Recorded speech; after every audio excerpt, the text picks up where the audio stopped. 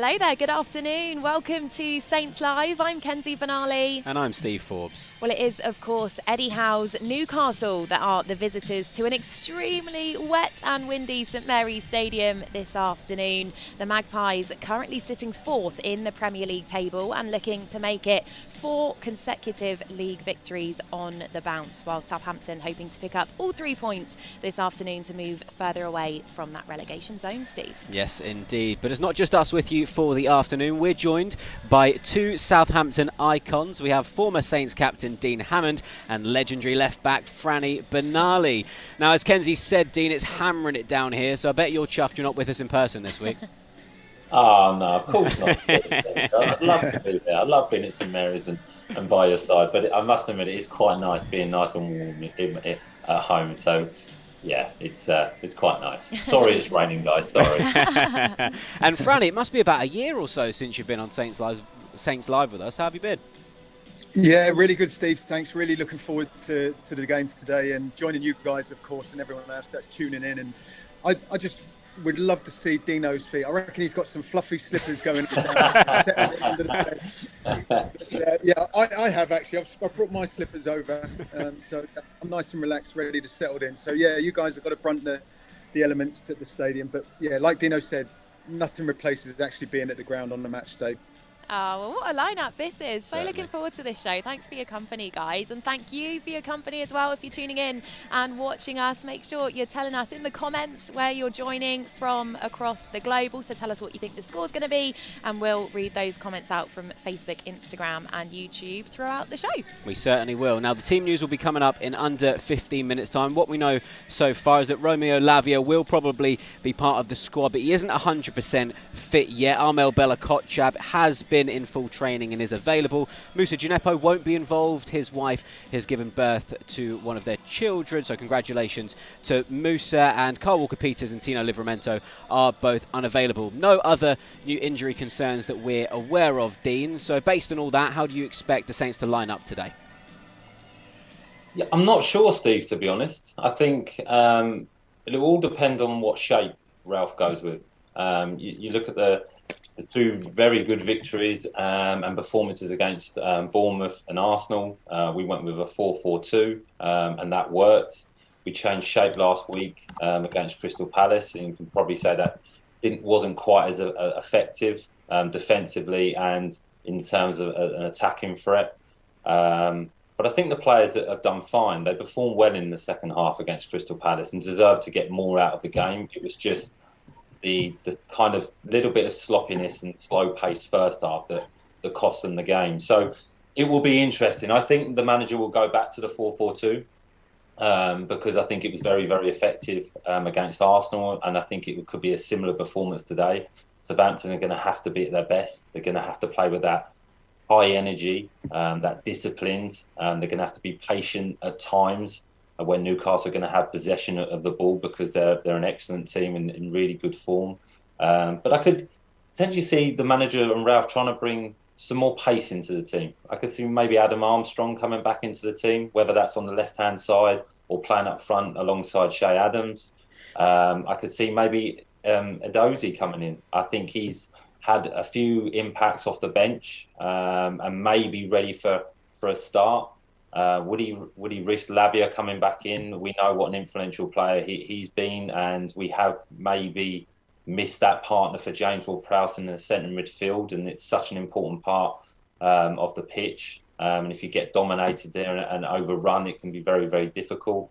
And will Lianco continue at right back? So there's lots of options for the manager, but I don't think it's too bad. I think, especially the last home performance against Arsenal, that was exceptional. We were there live, we enjoyed it, the spirit the players showed, the intensity was brilliant, and I think there's going to be more needed today. But there will be a couple of changes, I think, and it'll be interesting to see who comes into the team.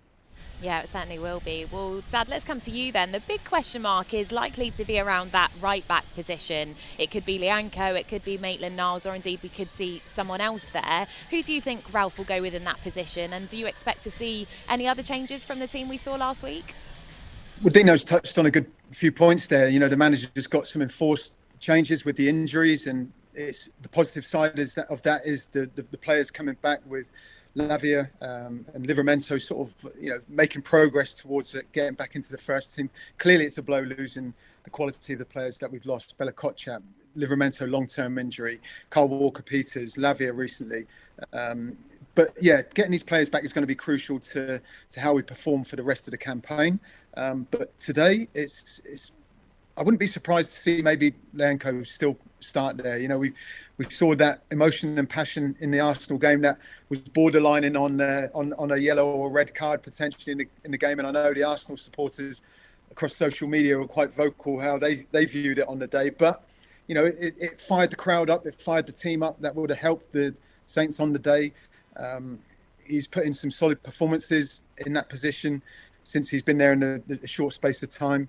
But, the good thing is for Ralph is that he's got those options with Ainsley Maitland-Niles potentially could slot back in there as well. But we will see shortly. But I think it could well be Leanco.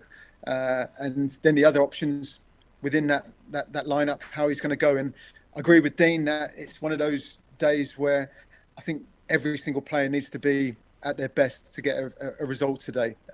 We need good performances from individuals collectively and consistently, which is not really what we've had throughout the season so far. We've done well in spells, but I think today would be a great opportunity, a little bit like the Arsenal game was, but trying to consistently show it through more of the game to get a positive result. Yeah, definitely. Dean, thinking back to last week's defeat to Crystal Palace, obviously a disappointing result, but Southampton had more shots, more possession, more passes, but the only goal of the game went to Palace. Do you want to talk us through it? Yeah, and you just mentioned that, Steve. I think that would be one of the frustrations coming away from the game. Even though Southampton were below par in that first half, they put in a really good performance in the second half. But in terms of the goal, we had controlled possession. Leanco maybe takes one or two many touches, but I don't think he had the options on the ball, and that was, kind of an example of the first half. Elanusi then just gets out-muscled and outpaced from Mitchell at left back. And then the biggest issue is probably the relationship and the partnership between Shaletta Sarr and Salisu, really.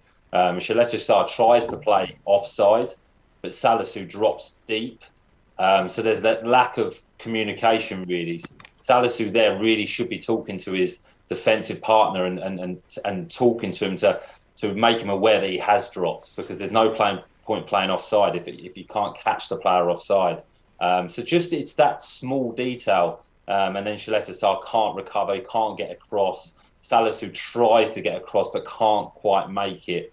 So it's just, we've probably spoke about it a few times this season. It's the small detail. It really is. And I think in a young side, sometimes that communication goes missing, really. And it's so important, talking to your positional partner, talking to your teammates, helping yourself through the game, guiding each other through the game can really help. Where Shaletta Sarr there, if he just dropped deep, even though that Mitchell outmuscles Elanusi, you're in a position then to cut that near post position out to clear the ball, and probably the goal doesn't happen. So I think that was the unfortunate thing. Just a small detail within that moment cost Southampton in that period. And if they hadn't scored that, Southampton would have probably at least got a point out the game, if not maybe gone on to win it with those opportunities that Shay Adams had in the second half. So the small details, but Franny will tell you, at this level, it costs you. It really does, because the players are exceptional. Yeah, Dad, we did show plenty of endeavour in that second half, but we just didn't seem to convert our chances. What did you make of our performance in that second 45? It was a massive improvement on the first half, and it's those fine percentages as Dean has just mentioned. It's we played on the front foot a lot more. There was that high press, winning the ball high, and then again, which has been a problem for us throughout the season, it's converting those chances. That when they come our way, just putting the ball in the back of the net. Players breaking forward from midfield is key to support the strikers, and I guess we looked at probably a player that you'd want it to drop to in some ways with the goals that he scored recently. Shay Adams was unfortunately on the day at Palace, the one that missed the key opportunities that really came to him. This was a great chance good save from Guaita. But, to take something from a game of football, whether it's a point or 3 points, you've got to be taking these chances when they do come your way. So it's crucial. Ralph said in his interviews this week that we've got to be more clinical in the last third, and that's clear for us all to see. I wouldn't be surprised at all if we see Ralph and the board maybe looking at the January window as an opportunity to hopefully bring someone in that is a recognised goal scorer or someone that can get some more goals and take the pressure off the players that are in the squad and in the team at this moment in time. Well, let's hear it from Ralph Hasenhüttl now, because he was asked about those missed chances in his press conference on Friday. Sometimes Shea, sometimes some other players. We had some good goalkeeper saves against us also. Cannot forget this, but it's not always about luck or something. It's about quality finishing, and I think there we can definitely improve, yes. Is that something you feel you can work on the training ground, or is that something that's mental in players' heads? I'm just trying to figure out, I guess, how you actually get those quality finishes out of the players. I don't think that I feel that we should work on this, because when I see the time we spend and the time we invest for doing it as a massive part of our sessions. But I think this is something that you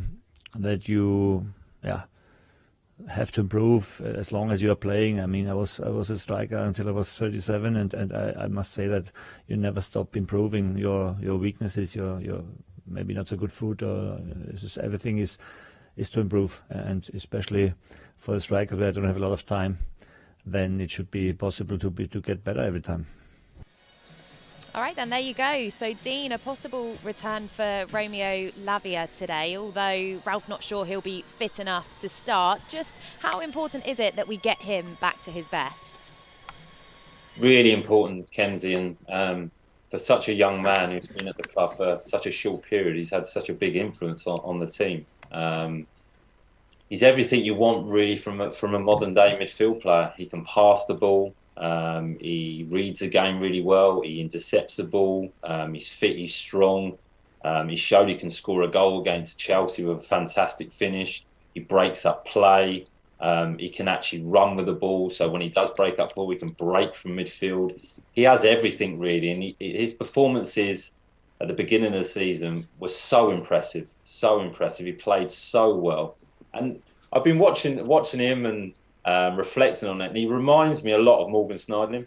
I played with Morgan a lot, and he has those similar attributes. Morgan had fantastic vision when his passing range. He could play forward, he could switch the play, he could hit that 40 or 50-yard diagonal. Morgan could recover the ground really, really quickly. He could win the ball back. He was aggressive, and Morgan would chip in with some goals as well. So he reminds me, he's a very similar player, but technically he's very, very good. And at this level, you need to be able to keep possession of the ball, and he can receive the ball under pressure, whether he's marked, his awareness is good, when to play one or two touch. So he's been a miss. He really has. And I think, if I'm honest, I think it's probably affected James Ward-Prowse a little bit as well. I think them two together were starting to form a really good partnership and a really good relationship, and they were contributing each other. So the sooner we can get him back to full fitness, the better. It's whether you risk him for today. Do you wait? Do you bring him back after the World Cup? Will you give him 6 or 7 weeks to get his fitness up? But I think the sooner he can get up to full fitness and get back to playing in the first team at Southampton, the better for the team. Now, Armel Bella-Kotchap's another player that could return to the lineup. Franny, how much of a boost could that be, and how impressed have you been with his start to life as a Saint? It'll be a huge boost if he's involved, Steve. I've got to say, I've been absolutely overwhelmingly impressed with the way that he's started his career at Southampton and in the Premier League. I mean, he's a player that commands a huge presence in the back line. Just the interceptions, the last-ditch tackles that we see him make. He's just got, these kind of scenarios when you're in the box, you've got to make sure these kind of tackles are timed to perfection. And his injury was a huge blow. Make no mistake about that. It's an opportunity for Galatasaray to come in, and he's done well. But you've got to say, that I'm really, really excited. And I don't know whether I helped him or not by saying this in a recent interview, or commentary, should I say, in a game. And it was the match that he got injured, where we're just seeing his injury. I made Dad, a similarity. I'm so sorry. We're going to have to jump in and interrupt you. I feel so terrible. Normally it's Dean I'm interrupting, but you're used to me doing this to you at home anyway. Exactly. But we've got That's the team okay. news. So we'll come back to you in just a moment. But we can reveal now that Armel Bella-Kotchap does start. A few other changes as well. Romeo Lavia is back in the squad too. And it's actually Juan Larios starting at right back by the looks of things. So let's take a look at that starting 11 in full. In goal, it's Gavin Bazunu, looking like a back four with Juan Larios, Armel Bella-Kotchap, Mohamed Salisu and Roman Perro. Looking to the middle of the park then, it's our captain James Ward-Prowse, Stuart Armstrong, Moy Elianusi and Ainsley Maitland-Niles, who also comes into the side. And leading the line for Southampton is Shay Adams and Theo Walcott. The Saints substitutes then are as follows: Alex McCarthy, Douye Shaletasar, Lianco, Romeo Lavia, Ibrahima Diallo, Joe Aribo, Sam Adozi, Sekou Mara and Adam Armstrong. Dad, given I so rudely interrupted you, we'll come back to you first to finish your thoughts on Armel Bella-Kotchap, who is starting this afternoon, and to also hear your thoughts on that starting 11 as a whole. Yeah, no, thanks, Kenz. It was that's a huge boost to have Armel back in the lineup. I mean, when we saw that injury, I mean, we know, shoulder injuries like that can keep you out for a huge amount of time, and especially if they require surgery. He's really bounced back really quick, so he'll be a huge plus to have back in the lineup. Obviously, interesting that little tweak that he's gone with Larios in the back four, along with Perot as well. So again, a player that is going to have to make an adjustment, that's used to playing left fullback, potentially playing at right fullback today. So that's going to be interesting to see how he does there. We know Carl Walker-Peters has sort of switched and done an equally impressive job in both those roles as well. So hopefully he can slot in and do a great job there. But I think for me, which probably most Saints supporters will be looking at that lineup today, the biggest surprise in some ways, I think, is obviously the inclusion of Theo Walcott. This is a huge opportunity for him to stake a place in Ralph's starting lineups with a performance today against a top performing side. So we're going to need to call upon all his experience that he's amassed throughout his career. Hopefully, it will be a real foil and ally alongside Shay Adams to occupy that Newcastle defence, which are the meanest defence in the Premier League. They've only conceded 10 goals, which is the least out of the entire Premier League. So they're going to be hard to break down. So coming back to what Dino mentioned post-match in the interviews, that I think with a bit of pace in the side today, hopefully Theo can bring that to cause the Newcastle defence some problems. But it's interesting. Players that would be thinking maybe to be starting are on the bench this afternoon. So interesting lineup choice from Ralph today. Yeah, most definitely. I mean, Dean, Ralph's certainly shaken things up a bit here, as Dad mentioned there. Perhaps the surprise inclusion of Theo being the most notable of those changes. What do you make of this starting 11? Well, I think it is a surprise in terms of Theo coming back in, but there's just not because of his quality and not because of who he is, just because he hasn't been involved that much this season. But he did come on. I think if I'm right, him and Shay came on together in a double substitution against Arsenal and had a positive effect on the game. And I think maybe if you look at it, Theo's probably the most natural goal scorer out of all the attacking players we have. And with the chances we've created recently and this season, I think Ralph may be thinking if they'd fallen to Theo, he may have taken a couple of more of those opportunities, and he'll be hoping that they do fall to Theo, and he is in the right position today, that he can be a little bit more clinical, because he's shown that in his career at the highest level. So he has the ability to do it. So that may be his inclusion. Larios is an interesting one as well. An exciting player, has pace, an attacking fullback. But interesting to see how he plays on the right-hand side. But an opportunity for him. And Maitland-Niles came on. He done very well when he came on against Crystal Palace last weekend. He had an impact on the game. He looked comfortable in possession. He brought some impetus into the game. Got on the front foot, won tackles. So rightly recalled to the team. So a good team, an attacking team. But also, Franny just mentioned there, with players on the bench, we've seen Southampton this year try to stay in games, and then the players come off the bench and try and make an impact. And if you look at the squad and the options on the bench, then Ralph has that opportunity to do that today. Good stuff. Well, before we move on any further, let's hear what the Southampton fans are saying. Watching in from around the globe, Eric Franzo has said he's feeling a 2-1 win today for Southampton with a James Ward-Prowse free kick in there. Diane Young says need a strong performance and 3 points today. Dag Finn on Facebook has said, come on the Saints, hoping for a good performance and at least a point, although we need 3. Peter says he thinks it's going to be a scrappy one, hoping that Romeo Lavia has a big impact this afternoon. Lithernick92 says once again, good morning from New Orleans. We also have another US viewer. Keelan Evans says he's watching from Florida, West Palm Beach. Probably not as rainy over there. And a final one from Gary Alberts, who said he's glad to see Theo in the squad today. Oh, it's always great to hear from the fans, isn't it? Make sure you keep those comments coming into us. Dean, I want to come back to you, and I want to keep the chat going about Armel Bella-Kotchap. Southampton have only conceded 2 goals in 3 games since his injury. How have they coped without him for you, and how important and pleasing is it to see him back in the starting 11 today?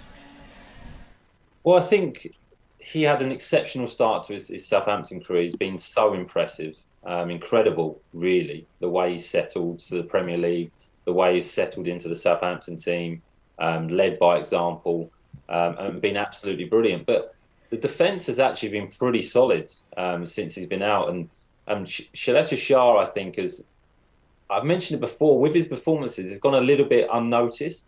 I think he's defended really, really well, and he's done the basics very well. When he's needed to win headers, he's won headers. When he's needed to clear the ball, he's cleared the ball. His position has been pretty good. So I think he'll probably feel a little bit harsh that he's been left out of the team today. But that's a reality of football. And you could make an argument that Bella-Kotchap has been so good that he deserves the right to come back into the team when he is fit. But it's good to have him back into the team. And basically all because of what Franny mentioned. His interceptions, he's strong, he's quick, he's a winner. His showdown performances, his partnership with Salisu has been pretty good. But also he knows now he needs to perform very, very well to stay within the team, because Lianco's come in the team. I know he's coming in at right back, but he's performed well as well. He's naturally a centre half. So there's competition for places in that position. So every player knows if they're going to play, they need to perform to a high level. And today, defensively, Southampton need to be strong, because Newcastle have some really good attacking players, and they're scoring goals for fun at the moment. So defensively, we need to be good today. So it's good to have Bella-Kotchap back, because he has been very, very good for Southampton so far this season. Sticking with our defence, Franny, I wanted to ask you about Roman Perraud. Obviously, as a fellow left-back, how impressed have you been with him and the way he's taken to the Premier League? Yeah, he's been one of those players, I think, and clearly I look at sort of every signing that comes into the club, but especially the left-backs, and what we're seeing from him is almost like a settling into the side now, I think, Steve. We're seeing that confidence that he's playing with. He plays with an energy when he attacks and plays forward. Depending on however we set up formation-wise, Ralph likes the fullbacks to be, whether they're fullback position or wing-back, to be getting forward. And he's doing that as well. And we saw that with that goal that we've just seen from, against West Ham. He's putting deliveries into the box as well. We need the way that we play our fullbacks or the wide players to be bombing forward, making runs into the box, putting deliveries into the box like we saw here. And this is Shea's goal against Bournemouth. It's crucial for our success as a team to have a fullback doing that kind of thing. But it's just great to see him with the energy, the passion. He's got the fitness to work up and down the line. He's quite aggressive defensively as well. So there's a lot to be seen, and positive things to be seen from Perraud in recent times as well. And I think potentially he's going to get better and better. He would have been a bit frustrated at one point, I'm sure, when he was obviously in and around the squad and Kyle Walker-Peters was being picked at left back. Speaking personally, I've been in a scenario where players, especially if it's not the strongest left-footed player playing in a position, take nothing away from Kyle Walker-Peters, the way that he plays. He's equally effective on both sides. But as a left-footed fullback, Roman must have been looking at it thinking, blimey, I need to step the game up to get in and play games of football here. Otherwise, when Livramento's back, there's that competition for places that Dino's just talked about. There's going to be a lot of competition in the squad, as there is now, but even more so when the injuries come back. So the form that he's in at the moment, he's got to continue showing that. But I've been really impressed with him.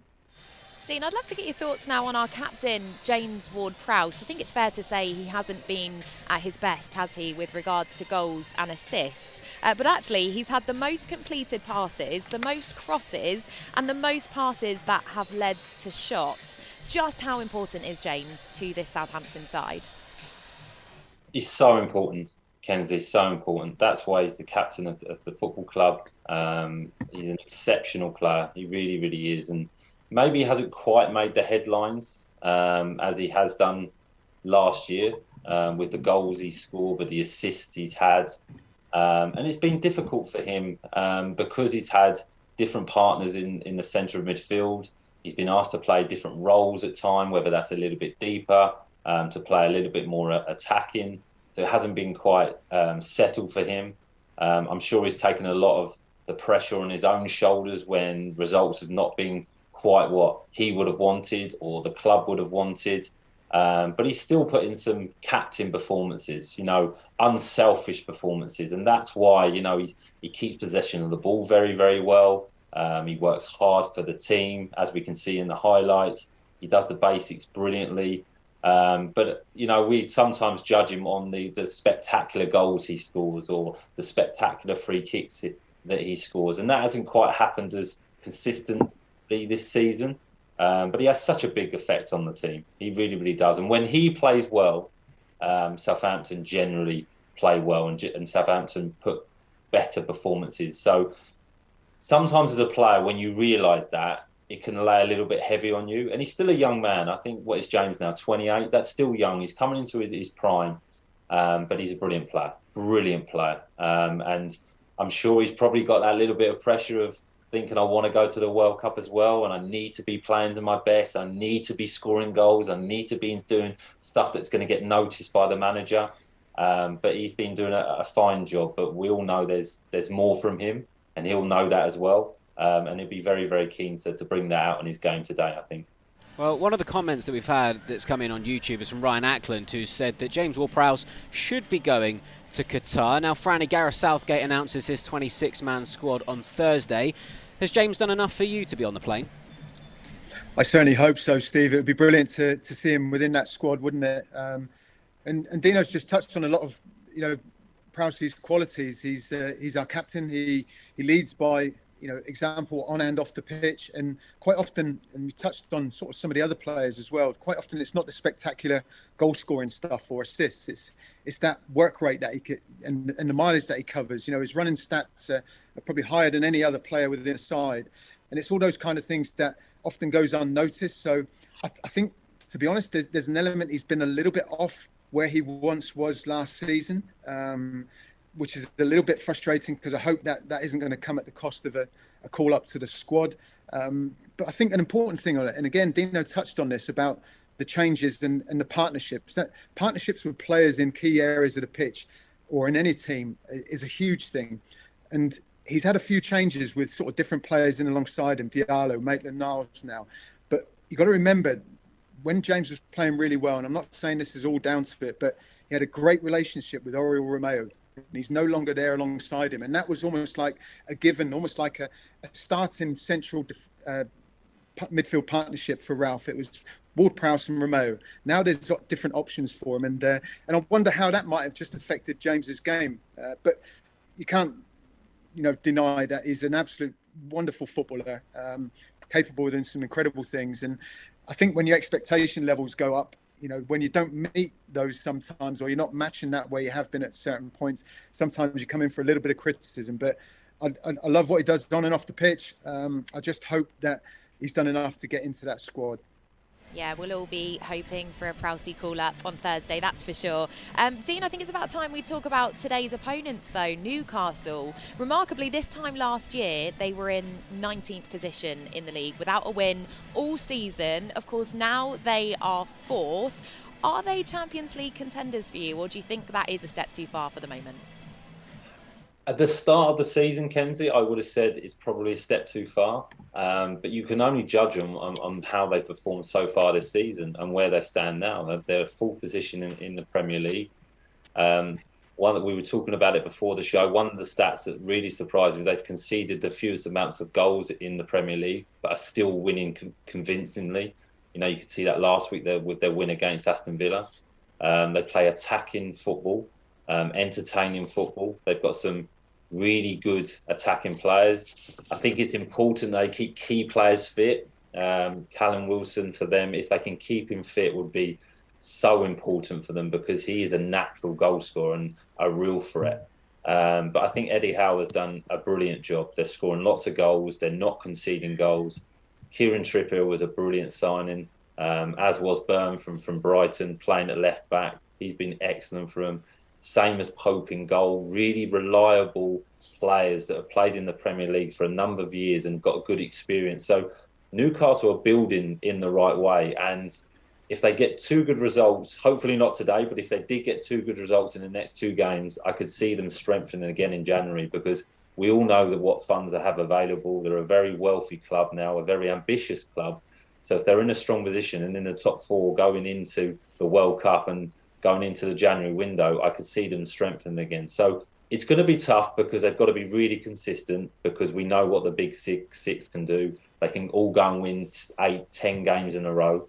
But Newcastle have been very, very good so far. So you'd have to say they are contenders at the moment.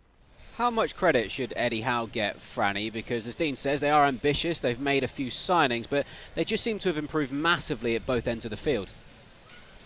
They have, Steve, yeah. And you've got to put this down largely to Eddie and his staff. And clearly they've had the backing with the purchasing power and the signings that they've brought in. But you know, you can't deny he's done an incredible job on the training ground. I mean, there's a momentum in Newcastle at the moment, isn't there? You're seeing that. I mean, 1 defeat in all their Premier League games so far this season. I think their recent stats, during the 6 games in October, they scored 16 goals and conceded only 3. So he's clearly got his team working both attacking wise and defensively as well. We know the attacking threat they've got. Callum Wilson is in great form. Almiron is an outstanding player. Joe Linton, who's not playing today because of picking up his 5th booking recently, is going to be a big miss for them today. But they've got players that can come in, slot in, what I would call almost like seasoned, experienced Premier players, you know, and Dino touched on it, like Dan Byrne coming in, Kieran Trippier in the back 4, you know, Nick Pope in goal. These are players that have played a lot of football at the highest level. So, you know, there's experience, there's knowledge, there's that momentum they've got, that confidence that they've got at the moment. So along with a young, exciting manager with sort of like bright ideas and the backing financially they've got to be a serious threat for anyone in that top 4 so far this season. Well, of course, we'll be hoping they're not a serious threat for Southampton today. We know it's going to be a tough encounter, Dean, but this is a part of the show, of course, where we come to you both for your final thoughts ahead of kick-off. So, Dean, how do you see this one going, and what's your score prediction? Well, like you just said, Kenzie, I think it's going to be a big challenge, similar to the Arsenal game. I think Southampton need to replicate and repeat that performance with that togetherness, that spirit, that energy, discipline, patience within the game.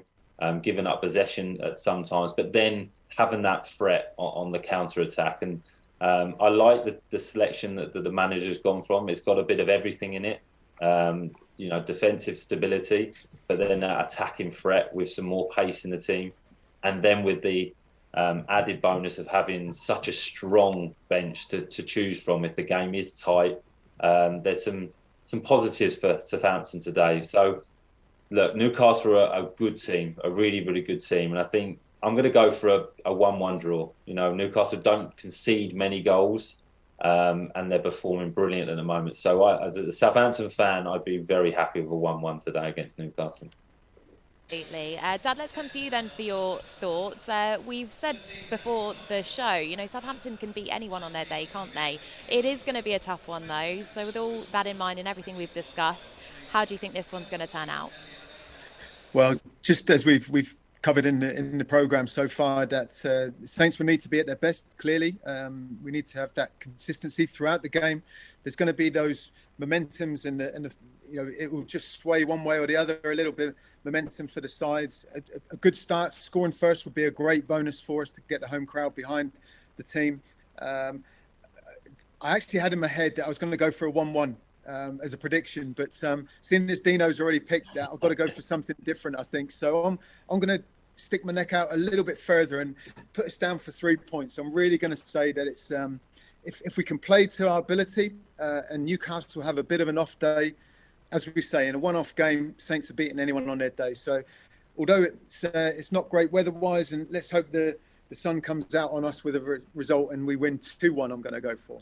I love the positivity. Yeah, I hope the 3 points brightens up St Mary's here today. Franny and Dean, thank you so much as well for joining us today on Saints Live. Well, we've got less than 45 minutes to go until kick-off between Southampton and Newcastle. A win for Southampton in their 900th Premier League appearance would see them up to 13th, or could see them up to 13th in the Premier League table, while a win for Newcastle could lift them up to 3rd for the first time since the 2002-2003 season. Either way, we'll all be back on the final whistle to discuss all the happenings from the match. So enjoy the game, and we'll see you then. Bye for now.